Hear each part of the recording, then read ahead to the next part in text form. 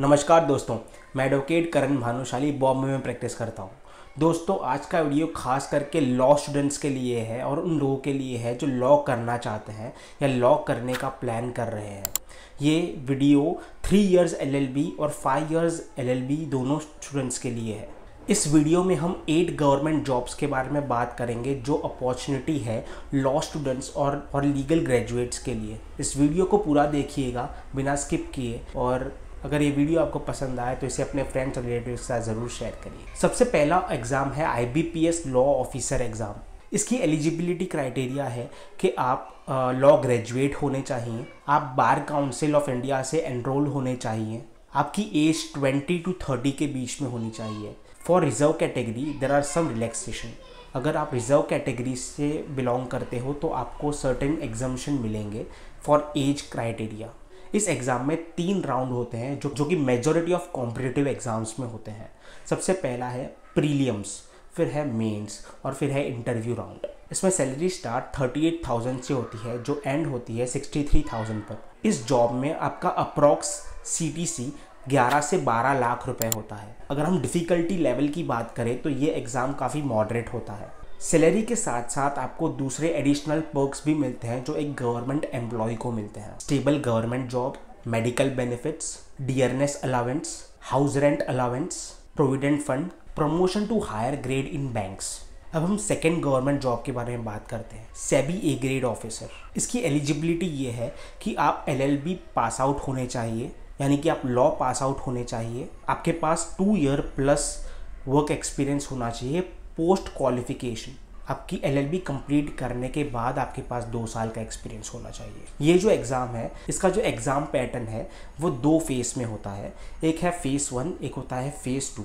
ये पास करने के बाद आपका इंटरव्यू राउंड होता है। जो फेज़ 1 होता है वो ऑब्जेक्टिव बेस्ड होता है और जो फेज़ 2 होता है वो डिस्क्रिप्टिव बेस्ड होता है। फेज़ 1 में सब्जेक्ट्स होते हैं लॉ, GK, इंग्लिश, रीजनिंग, और डिस्क्रिप्टिव में होते हैं सारे लॉ सब्जेक्ट्स।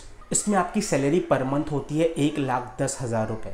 इसमें आपका अप्रॉक्स CTC होता है 16 लाख से 18 लाख रुपए। अगर हम डिफ़िकल्टी लेवल की बात करें तो ये एग्ज़ाम थोड़ा डिफ़िकल्ट होता है। इसमें जो पर्क्स होते हैं वो होता है government accommodation, high allowances, SEBI staff benefits, travel perks, high Prestige. अब हम तीसरी गवर्नमेंट जॉब के बारे में बात करेंगे, JAG, जज एडवोकेट जनरल। ये इंडियन आर्मी का एक लीगल ब्रांच है। इसके लिए एलिजिबिलिटी ये है कि आपकी LLB में आपके 55% मार्क्स होने चाहिए, आप बार काउंसिल से एनरोल होने चाहिए, आपकी एज 21 से 27 तक होनी चाहिए।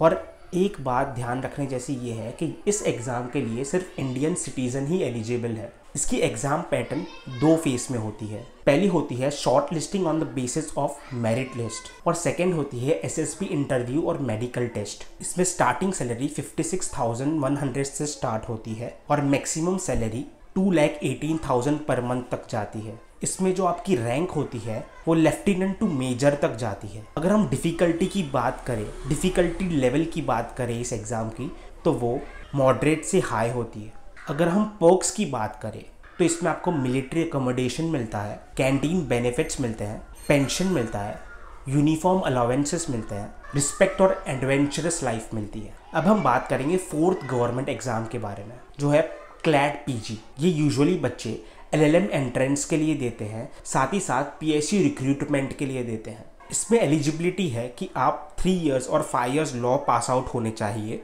प्लस इसमें कोई भी अपर एज लिमिट नहीं है, तो ये एक बेनिफिट है कैंडिडेट्स के लिए। इसकी एग्ज़ाम पैटर्न ऐसी होती है कि इसमें 120 क्वेश्चंस होते हैं जो MCQ बेस्ड होते हैं, प्लस एक essay राइटिंग होता है based on law subject and comprehension. इसमें सैलरी स्टार्ट होती है 60,000 से और मैक्सिमम सैलरी होती है 1,80,000 per month, depending on PSUs, public sector units. इसकी जो डिफ़िकल्टी लेवल होती है वो काफ़ी हाई होती है।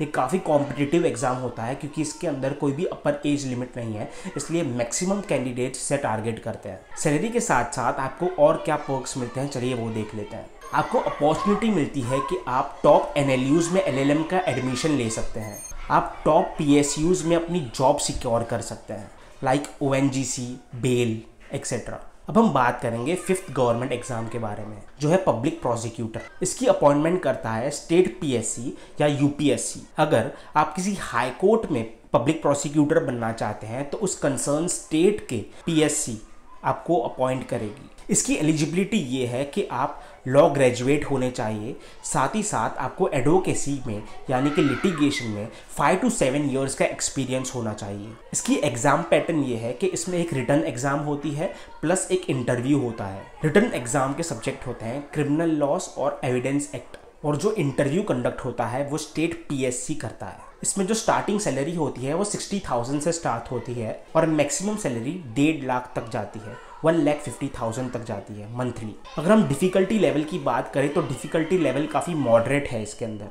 इसमें आपको सैलरी के साथ साथ और क्या पर्क्स मिलते हैं, तो आपको गवर्नमेंट अकोमोडेशन मिलता है, ऑफिशियल व्हीकल मिलता है, स्ट्रॉन्ग लीगल अथॉरिटी और रेप्यूटेशन मिलती है। अब हम बात करेंगे हमारी 6th एग्जाम के बारे में, जो है यूजीसी नेट एग्जामिनेशन, जो असिस्टेंट प्रोफेसर और जेआरएफ की पोस्ट के लिए होती है। इसकी एलिजिबिलिटी क्राइटेरिया ये है कि आपका एलएलएम हो चुका होना चाहिए, साथ ही साथ आपके एलएलएम में 55% से ज़्यादा मार्क्स होने चाहिए। एग्जाम पैटर्न की बात करें तो इसमें 2 पेपर्स होते हैं। पेपर 1 होता है टीचिंग एंड रिसर्च और पेपर 2 होता है लॉ, जिसके अंदर 100 क्वेश्चंस होते हैं। असिस्टेंट प्रोफेसर की सैलरी 60,000 से स्टार्ट होती है और 1,20,000 तक होती है, और जेआरएफ का स्टाइफन 31,000 से स्टार्ट होता है, जो कि 40,000 तक जाता है। अगर हम डिफ़िकल्टी लेवल की बात करें तो काफ़ी मॉडरेट होता है। सैलरी के साथ साथ आपको पर्क्स मिलते हैं, academic career, flexible working hours, chance to do and PhD with fellowship. अब हम बात करेंगे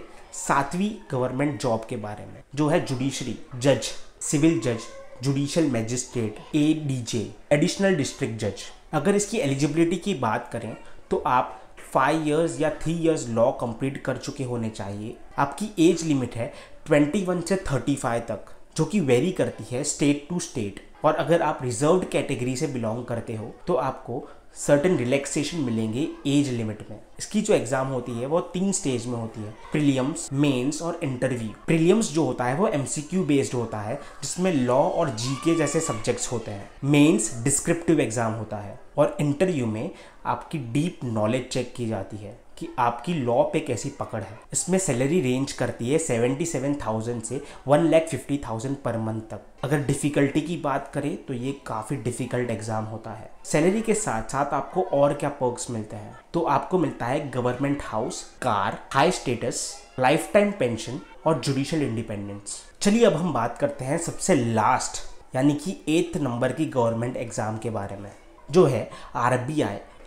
RBI grade be legal officer. इसकी एलिजिबिलिटी ये है कि आप एलएलबी पास आउट होने चाहिए रिकॉग्नाइज्ड यूनिवर्सिटी से, साथ ही साथ आपके पास 2 इयर्स का एक्सपीरियंस होना चाहिए। अगर हम एग्जाम पैटर्न की बात करें तो इसमें 3 स्टेज होते हैं, पेपर 1, पेपर 2 और इंटरव्यू। पेपर 1 ऑब्जेक्टिव बेस्ड होता है, पेपर 2 डिस्क्रिप्टिव बेस होता है। पेपर 1 में सब्जेक्ट्स होते हैं constitutional law, civil law, company law और बिजनेस लॉ। इसमें जो सैलरी रेंज करती है वो 80,000 से 1,20,000 पर मंथ होती है। इसमें आपका अप्रॉक्स सीटीसी 15 लाख होता है। अगर हम डिफ़िकल्टी लेवल की बात करें तो ये एग्ज़ाम थोड़ा डिफ़िकल्ट होता है। आई होप ये वीडियो आपको अच्छा लगा होगा। इस वीडियो को अपने फ्रेंड्स और रिलेटिव्स के साथ शेयर करिए, क्या पता ये वीडियो किसे काम आ जाए। और इस चैनल को सब्सक्राइब करना ना भूलिए ताकि मैं ऐसे ही वीडियोज़ आपके लिए लाता रहूँ। चलिए मिलते हैं नेक्स्ट वीडियो में, तब तक के लिए जय हिंद।